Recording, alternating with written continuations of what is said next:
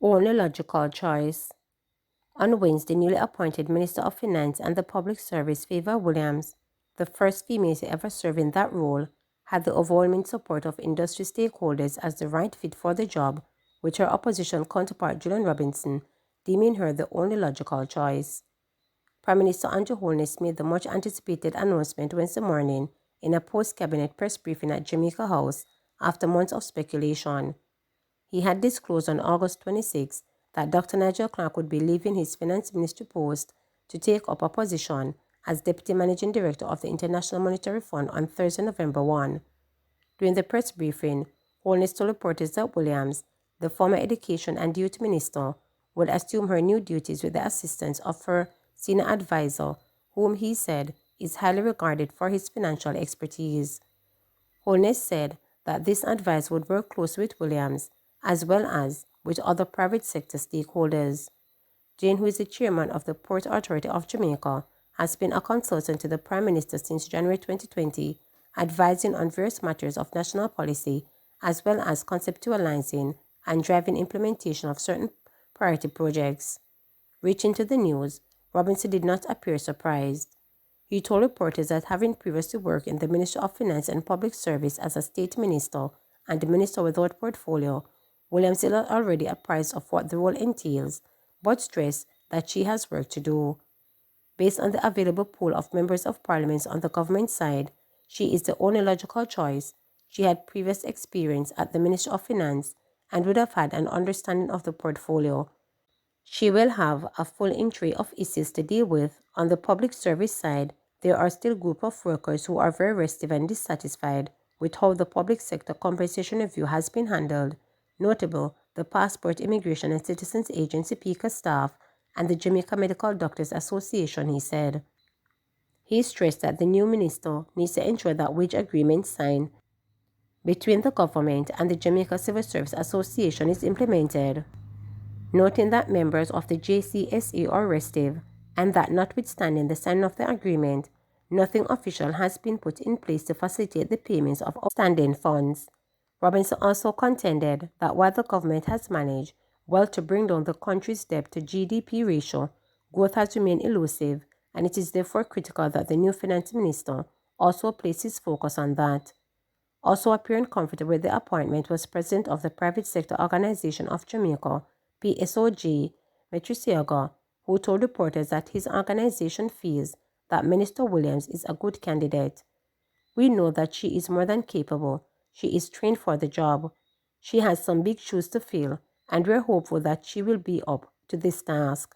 She has a good set of staff at the ministry, and we are hopeful that the same fiscal responsibility that our previous minister was able to put in place will be maintained, he noted. President of the Small Business Association of Jamaica, SBAJ, Garnet Rito, expressed confidence that Williams will do well in the post given her financial sector expertise. She brings to the table a wealth of knowledge and experience in the business sector, micro, small, and medium-sized enterprises, and also to the big businesses in Jamaica and the economy overall. I think with the input of the technocrat Jane, I think she'll do a good job as she will be leading the team, and we look forward to working with her to ensure that she succeeds in helping the Jamaican economy where possible, he noted.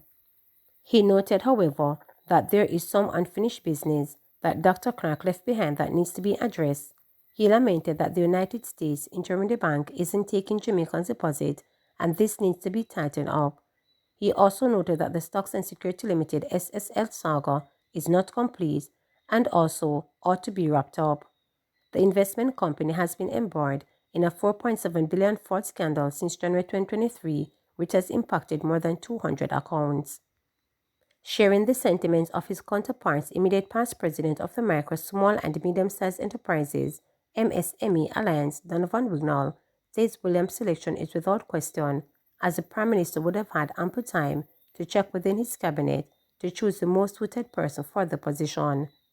The work in progress continues, and there is no doubt that the newly minted Minister Favour Williams will bring her own flavour to the table.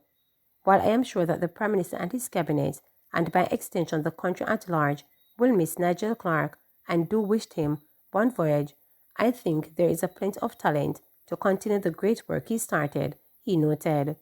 He added that Williams will inherit an experienced and qualified team of individuals at the Ministry of Finance who would have worked closely with Minister Clark in the execution of Jamaica's fiscal program to date. The waterman is back.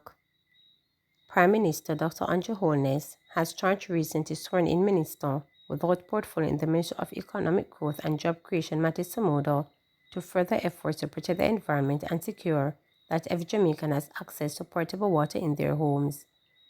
Holness noted that the water is a critical pain point in today's society, and the standard to meet is to ensure that every Jamaican has access to portable water inside their homes.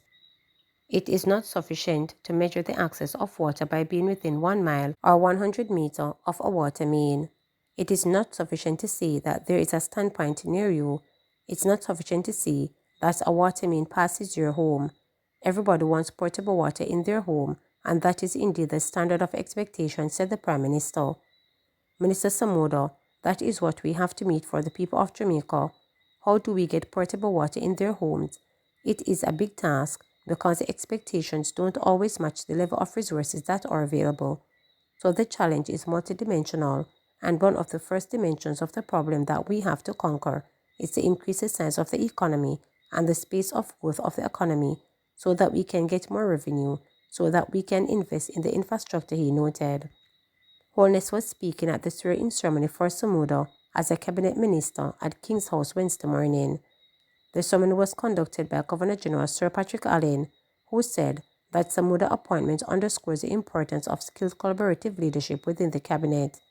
He further noted that the minister will bring youth, respect, and dynamism in the position.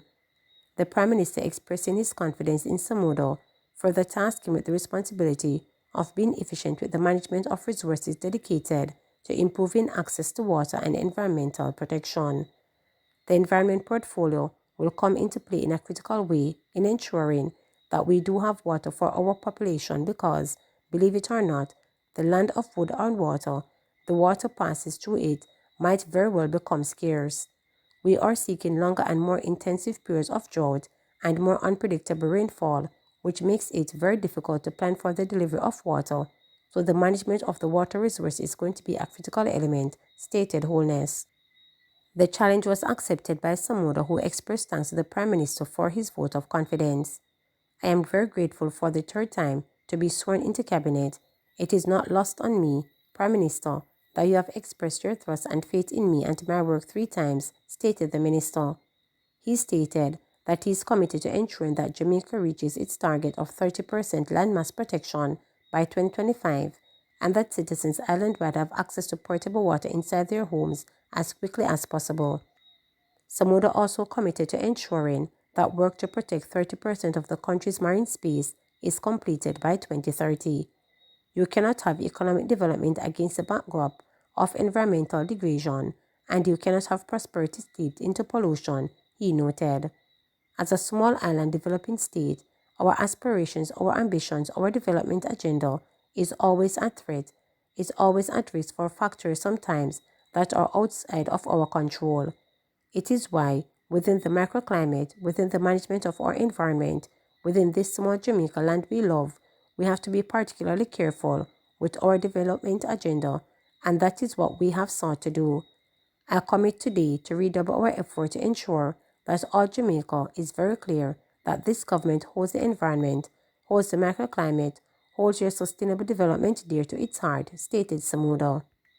I commit to use every waking moment to ensure that we move along the mission to peace, productivity, and prosperity, added Samodo. Remember to subscribe, like, share, and click the notification bell for daily updates.